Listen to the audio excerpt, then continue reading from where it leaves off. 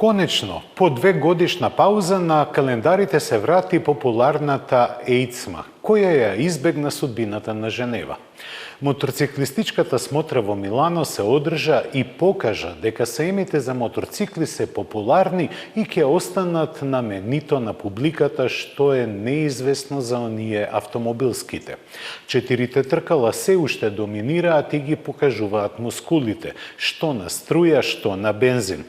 Хамер се расфрла со 1000 електрични конјски сили, додека Ферари Дайтона SP3 со 840 октански коњи. Добре дојдовте во новата епизода на Автомагазин. Започнуваме со вестите.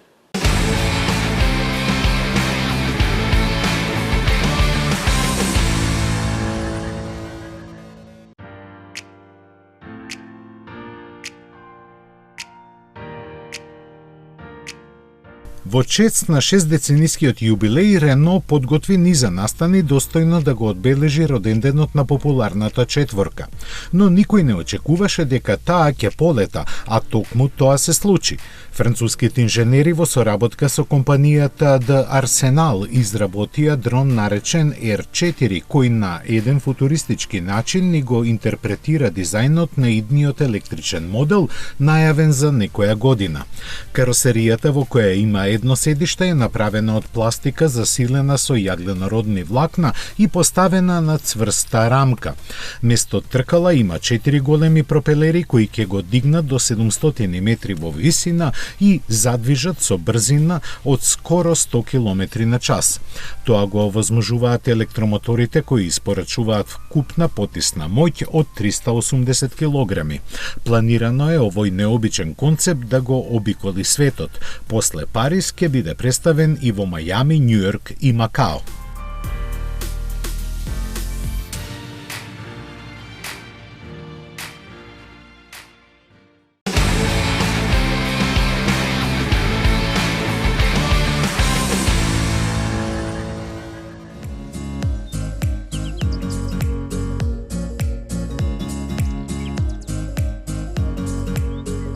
Пазарот на пикапи во Америка повеќе нема да биде ист. Првиот електричен Хамер се симна од производните ленти во фабриката на General Motors, која лично председателот Џо Бајден ја пушти во работа. Во неа се вложени дури 2,2 милиарди долари, а таму ќе се произведуваат само електрични возила базирани на новата Ultium платформа. Како прв од најавените повеќе различни модели, Хамер ќе ги поведе во освојување на купувачите со своите енормни 1000 конјски сили, кои неговата тежина од 4 тони до 100 км на час ќе ја забрзаат за 3 секунди. General Motors вели дека досега има примено преку 125.000 нарачки за овој пикап, чии први примероци ќе бидат испорачани пред крајот на годината. За нив купувачите ќе платат по дури $113,000, но ќе добијат електрично возило со автономија од 530 км и многу напредни технолошки решенија. Меѓу нив е и посебниот начин на странично движење со кој масивниот 5,5 долг и 2,2 метри широк пикап лесно се извлекува од паркинг и има пречник на свртување колку нормален автомобил. Во иднина се очекуваат и попристапни варијанти, а интерес за него изрази американската војска.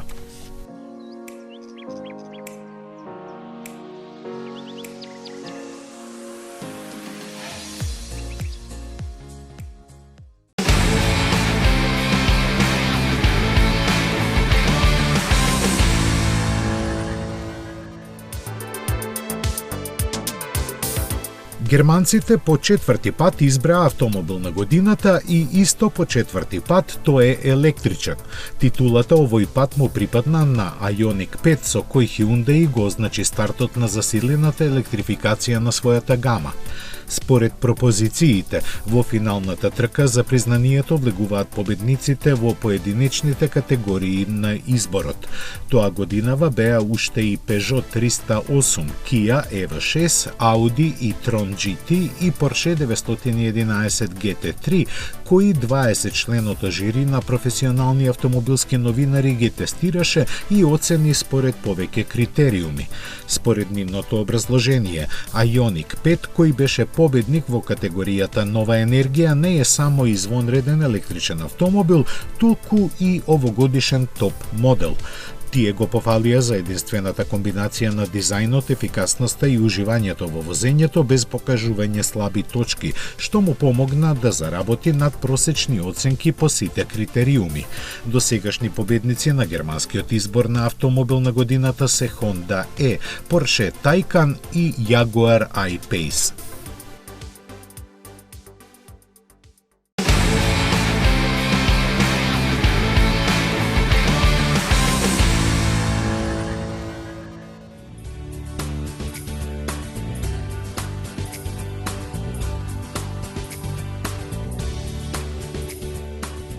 Од причини кои не се ни потрудија да ги образложат, Соединетите Американски држави не ја потпишаа завршната декларација на глобалниот самит за климатски промени во Глазгов, но не пропуштаат ниту една прилика да се пофалат со својот напредок на полето на екологијата. Затоа и во најновиот извештај за автомобилските трендови што го објавува Американската агенција за заштита на животната средина, клучни бројки се 32 и 24. Имено, за точно толку проценти се подобрени просечната потрошувачка и емисиите на јаглерод диоксид на возилата лани во однос на 2004 година. Понатаму додаваат дека за истиот период нивните мотори станале за 17% посилни, а тежината им се зголемила за 1%. Во сенка на овие постигнувања следат конкретните податоци дека просечно возилата од ланската моделска година со 1 галон гориво може да помина 25,4 мили, што е во мерки кои ги разбираме значи потрошувачка од 9,3 литри на 100 километри.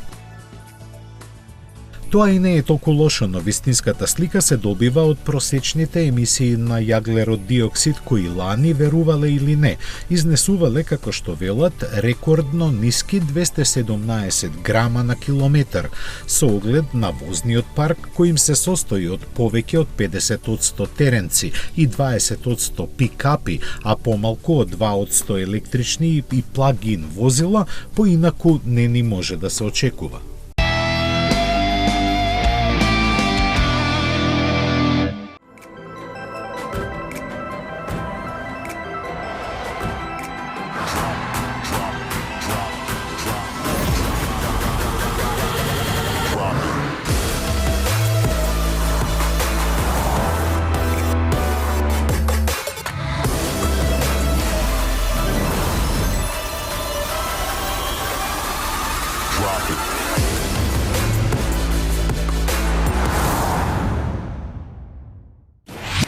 Метрополис, број 1 радиомрежа.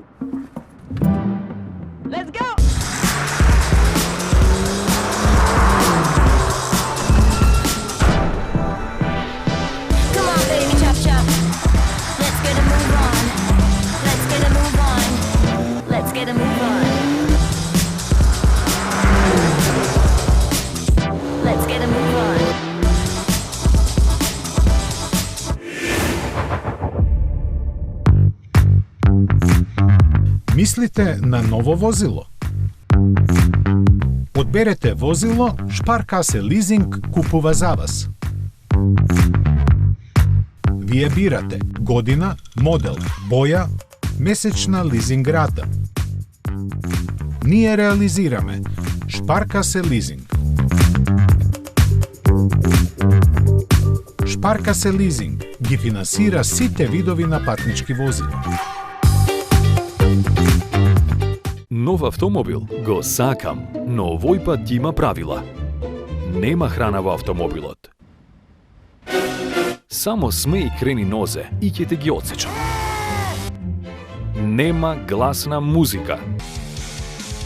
Нема ни миленици. Нема шанси. Океј, може би од следната недела. Новиот Opel Crossland. Убавината и храброста одат заедно. This is Opel.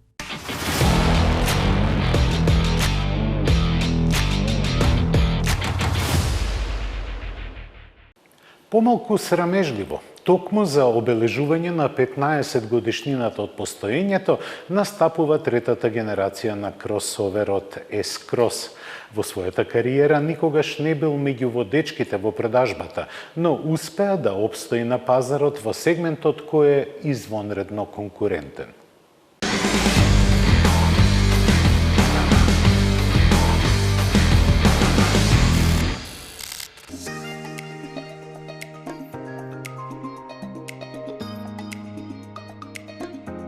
Кај новиот S-Cross во техничка основа ништо не е сменето и се користат постоечките решенија со погон на предните или на сите тркала, што овозможува излети вон асфалтот. Фокусот е ставен на обновување на изгледот на каросеријата и во внатрешноста во рамки на постоечките димензии. Целосно редизајнираната наметка изгледа помодерно и аголно. Дизајнерски значително е разубавен неговиот преден дел, кој повеќе не е во изразен далекоисточен стил. Силуетата му е помускулеста, а задниот дел подигнат со што добива динамична нота. Црните пластики со кои е обрабена каросеријата ја навестуваат робусноста која му ја обезбедува механиката по потекло од поголемата витара. Во знак на електрификацијата понуден е ефикасен 48 волтен хибриден погон што му асистира на 1,4 литарскиот турбобензинец. Јапонците се надеваат дека тоа ќе им обезбеди подобар пласман на пазарот. Моќта е 129 коњи, максималниот вртежен момент е 235 ньютон метри. Декларираните бројки за потрошувачка се ниски. S-Cross троши само 5,1 литри бензин на 100 километри. Со 6 брзинскиот автоматски менувач и погон на сите тркала, вредностите се само маргинално повисоки. Во понудата ќе бидат вклучени 3 нивоа на опременост со стандардни LED фарови, електрични прозорци, грејење на предните седишта, влез без клуч и сеопфатен пакет системи за асистенција. Од самиот почеток на продажбата пред крај на годинава ќе биде вклучена Comfort Plus верзијата со погон на сите тркала, како и панорамски покрив, седишта од синтетичка кожа и систем за навигација. Следната година гамата треба да се прошири и да вклучи високонапонски хибрид кој е опремен со автоматизиран рачен менувач. За Европа S-Cross ќе се произведува во фабриката на Сузуки во Унгарија.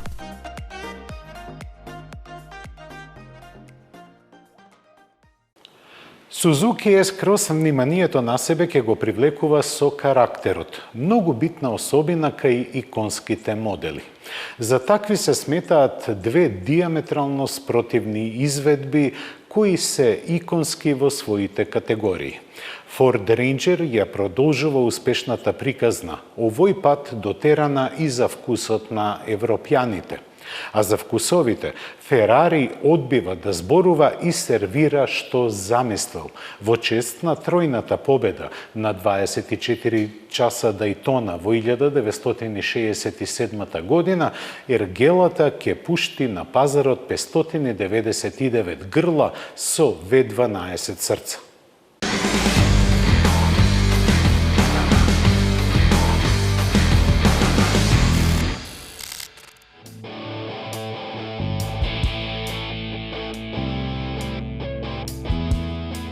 После 11 години на пазарот, Форд представи нова генерација на Ranger за која вели дека на купувачите ќе им пружи дополнителна доза удобност, напредни технологии и подобрени теренски способности. За таа цел направени се повеќе од 5000 разговори со сопствениците на овој глобален пикап за да се дознае на што најмногу треба да се обврне внимание. А тие, според Форд, побарале порадикални дизајнерски решенија, што очигледно е испочитувано. Агресивната маска, дрскиот поглед и набилданата каросерија ќе обезбедат препознатливост налик на големиот F-150, кој со децении е најпродавано возило од сите категории во Соединетите Американски држави. Подобрените теренски способности треба да ги овозможат за 50 мм подолгото меѓуоскено расстојание и за исто толку зголемената широчина. Од тоа профитираше и патничката кабина, во која со дигитализација на кокпитот е постигнат голем успех. На средина е Sync 4 системот со 10 или 12 инчен екран и се забележуваат поквалитетните материјали и софистицираната обработка, што очигледно било барање на европските купувачи на овој модел.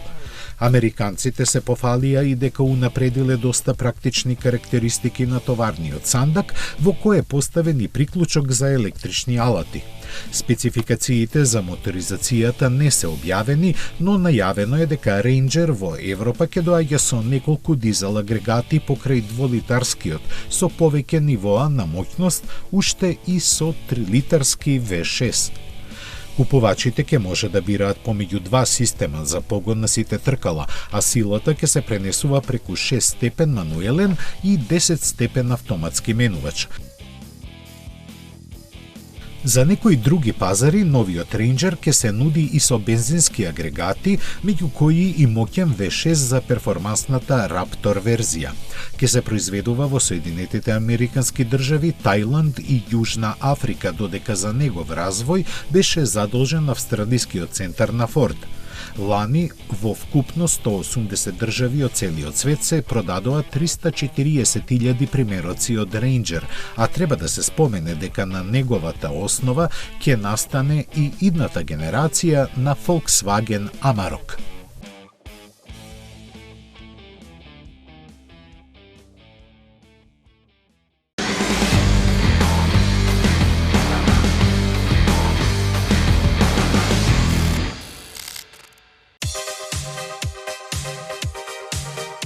На патеката Муџело во склоп на последниот годинешен спортски викенд спектакл, Ферари го представи најновиот бисер од серијата Икона, инспирирана од најславните моменти од својата историја. Веќе ознаката Daytona SP3 кажува дека овој модел е настанат во чест на легендарната тројна победа на италијанската марка на трката 24 часа Daytona во 1967 година. Дизајнерски вешто излечените линии создаваат складна интеракција на контрастите на спортските детали и елегантните површини, истакната со неколку скриени стилски елементи како што се полупокриените светла. Покрај убавината и аеродинамиката го имаше главниот збор во обликувањето на тарга каросеријата со тврд покрив кој може да се симне. За возбудата и уживањето во возењето гарантираат функционалните перформанси кои ги овозможуваат софистицираните инженерски решенија. Основа на се е атмосферскиот V12 мотор поставен централно. По потекло од 812 Superfast, тој на задните тркала испорачува 840 конски сили, повеќе од било кој друг сериски модел на Ферари. Седиштата се прицврстени за шасијата направена од композитни материјали со користење на технологија од Формула 1, а возачот може да ги подесува педалите и управувачот. Со интеграција на сите технички иновации, Ферари Daytona SP3 може да забрза до 100 км на час за 2,85, а до 200 за 7,4 секунди. Италијанците велат дека ќе постигне повеќе од 340 км на час, во што ќе може да се уверат вкупно 599 купувачи кои веќе ги резервираа сите расположливи примероци. Цената од 2 милиона евра плюс давачки воопшто не беше проблем. После минатогодишното откажување најзначајниот настан во светот на моторциклите EICMA се врати на голема врата.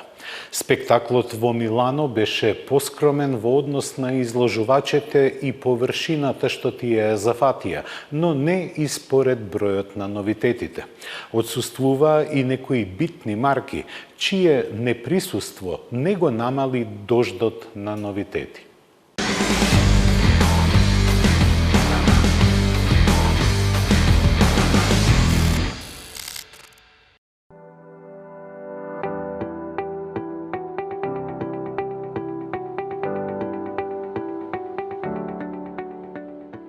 Во Милано не се појавија BMW, KTM, Husqvarna, Harley Davidson, па ниту Ducati, но на посетителите не им пречеше. Нив ниту силниот дожд не ги спречи да го испратат во пензија легендарниот Валентино Роси.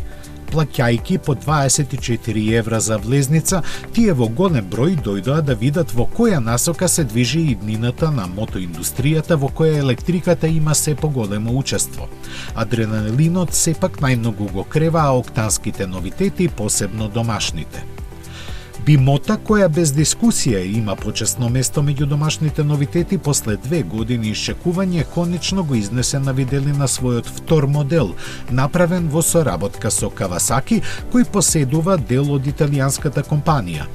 Ја има ознаката KB4 и агрегатот на Ninja 1000 SX пакуван во 2 изданија со ретро стил и двете само со по едно седиште. Оправдано бидејќи ретко кој ќе сака да ги дели перформансите што ги овозможуваат 142 конски сили и 194 килограми тежина. Рамката од сопствена конструкција е поставена на врвно олин со слонување, ос тркала Pirelli пневматици и Brembo стилема со пирачки клешти. Во споредба со тоа, мотористичките новитети на MV Agusta од серијата Lucky Explorer изгледаа како млако разочарување што и навистина беа, иако направени со голема доза италијанска страст. Помалиот има ознака 5.5 и двоцилиндричен агрегат од 550 кубни сантиметри, презеден од кинескиот QJ мотор, кој е собственик на Benelli. Поголемиот пак, кој ја има ознаката 9.5, го доби познатиот трицилиндричен мотор, чии 800 кубни сантиметри се проширени на 930, а силата зголемена на 123 коњи. Сместени се во челна рамка со двојни засилувања, а добар дел од компонентите се модификувани за подобро да ги издржат теренските предизвици. Затоа пак кај Moto Guzzi немаше компромиси. Марката ја одбележа својата 100-годишнина со моделот V100 Mandello. Го има првиот водено-ладен V2 мотор на италијанскиот производител кој од своите 1042 кубни сантиметри излекува 115 коњи. Воедно и првиот моторцикл во светот со променлива аеродинамика, бидејќи во последно време се повеќе популарните крилца близу резервоарот за гориво се отвораат и затвораат во зависност од брзината. Заедно со ветробранското стакло кое автоматски се поместува нагоре и надолу, притисокот на ветерот на возачот се намалува за 22%. Од останатите модели на Moto Guzzi се издвојува и со полуактивното ослонување, инерцијалната мерна единица и квик шифтерот. Задното тркало на оваа спортска туринг машина го врти кардан, а за комплетирање на задоволството се грижи електрониката со која се контролира и подесува работата на агрегатот. Од Piaggio групата пристигна и средно тешкиот ендуро Aprilia Touareg 660, кој како новитет се појави на EICMA 2019-та. Но во меѓувреме, италијанците станаа таинствени за овој модел кој прерасна во мистерија се досега. Неговиот реден двоцилиндричен агрегат со 80 конски сили, кој ни е познат од RS и Tuno 660, е сместен во сосема нова рамка која мора да се носи со офроуд предизвиците. Заради тоа е направена од челични цевки, а моторот место на 3 е прицврстен на 6 точки. Теренска е и циклистиката, која опфаќа жичени тркала и 24 сантиметарска ослонување. Во резервоарот собира 18 литри гориво, а седиштето е поставено на 86 сантиметри над подлогата. Првиот степен на пренос е пократок, а меѓу 4 режими на работа е и теренскиот, кој во целост го исклучува ABS системот на задното тркало. Матичниот Piaggio акцентот на својот настап го помести кон новите решенија за урбана мобилност и го прикажа електричниот скутер со едноставна ознака Piaggio Uno, комбинирајќи ги агилноста и практичноста со квалитетите по кои се познати скутерите на марката. Добиено е модерно превозно средство за секој ден со атрактивен дизајн. Електричниот мотор вграден во задното тркало доаѓа со 2 нивоа на моќност, а батеријата која се наоѓа под седиштето лесно се вади и може да се полни дома или во канцеларија. Со задоцнување од година дена, Benelli ја покажа посилната 800 верзија на одлично прифатениот ретро моторцикл Leoncino 500. Опремена е со нов водено-ладен двоцилиндричен мотор со 76 конски сили, кој во Кина го произведува партнерската група QJ Motor. Овој агрегат италијанските инженери го вградија и во авантуристичкиот TRK 800. Со за број 2 помалиот ADV 350, Honda сака да го повтори успехот на кросоверскиот XADV 750, кој е најпродаван нивни модел во Европа. На изглед се многу слични, а механиката, преземена од Forza 350, располага со пристојни 29 конски сили. Атрактивноста на изгледот комбинирана со практичноста ќе го привлекуваат вниманието посебно на оние со младешки дух, подготвени за истражување на нови подрачја. Јапонците велат дека ќе ги оправдаат очекувањата во возење и на подолги релации, заради што ја имаат оптимизирано ергономијата и ослонувањето кое е подесено за поагилно управување. Придонес имаат и придружната електроника, подесувањето на височината на ветробранот и конективните можности кои имаат интегриран систем за контрола на телефонот со гласовни команди. Дополнително на сето ова, ADV 350 доаѓа со паметен клуч кој автоматски го заклучува додека возачот се оддалечува од него.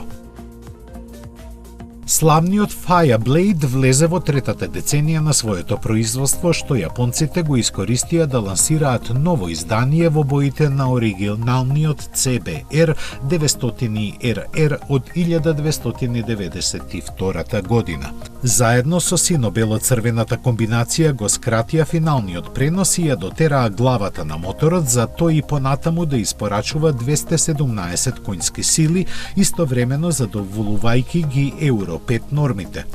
Коригираа некои параметри и на електрониката, а незначително го продолжија и меѓуоскиното растојание. Во новата сезона Suzuki GSX S1000 Katana ќе влезе со веќе 16 години познатиот реден 4-цилиндричен мотор благо засилен на 152 коњи, кој сега ги исполнува поострите стандарди за издувните гасови. Бидејќи до сега ретко кој можеше да му најде критика, корекциите што јапонските инженери ги направија се суптилни со цел за оптимизирање на целокупниот пакет. Така контролата на моќноста сега е електронска, управувачот со нов гумен носач е помирен, а со доплата се добива и Quick Shifter. Нови се и спојката и електрониката која ги контролира работата и однесувањето на моторциклот. Може да се подесуваат и предната вилушка и задниот амортизер, додека рамката остана иста. Сосема очекувано, главен новитет на Yamaha на Eitzma беше дотераниот Hyper Naked MT-10 и неговата ултимативна изведба со додавката SP, која има електронски управувано ослонување. Дизајнерските измени се скромни, но затоа се што не се гледа е темелно ажурирано, на што поклониците на овој модел долго чекаа. Велат вредело бидејќи Delta Box рамката е поотворена кај редниот 4-цилиндричен Euro 5 агрегат, сега засилен на 162 конски сили. Стандардно се добиваат и Quick Shifter и целосно подесливо предно ослонување. Ни за подобрување доби и XSR 900, која сега има коригирана рамка, повеќе сила и понапредна електроника. Зголемена е и зафатнината на агрегатот, со што покрај задоволувањето на еконормите се добиени и неколку конји плюс. Корекции доживеа и спојката, инерцијалната мерна единица има дополнително подесување, а во новиот пакет е и темпомат. Вниманието на публиката го привлече и новото издание на T-Max скутерот, кој сега има поспортски стил, подобрени возни особини и малку зголемена практичност. Кавасаки во Милано се представи со скромни корекции на гамата. Водечкиот спортски турер на компанијата Ninja H2SX доби серија надградби на придружната електроника, на кои возачите на вистина ќе им се израдуваат. Меѓу новите особини се адаптибилниот темпомат, следењето на мртвите агли и предупредувањето за опасност од судар, а инфозабавниот систем може да се поврзе со телефонот. Јапонците поработија малку и на верзии 650, кои не доживеа никакви суштински промени. Од големите и познати имиња во Милано настапи и Триумф, кој сезоната 2022 ќе ја дочека со подобновена гама.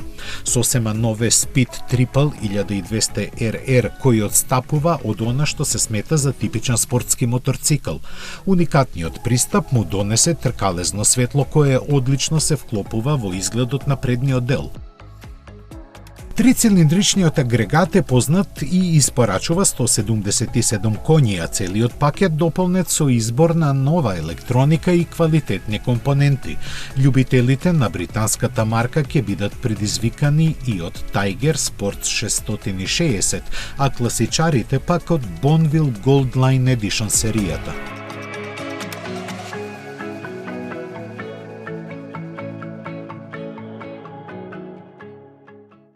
Љубителите на моторциклите со нетрпение ја чекаат пролета, но своите нови моторцикли, барем повеќето изложени во Милано, може веќе да ги нарачаат.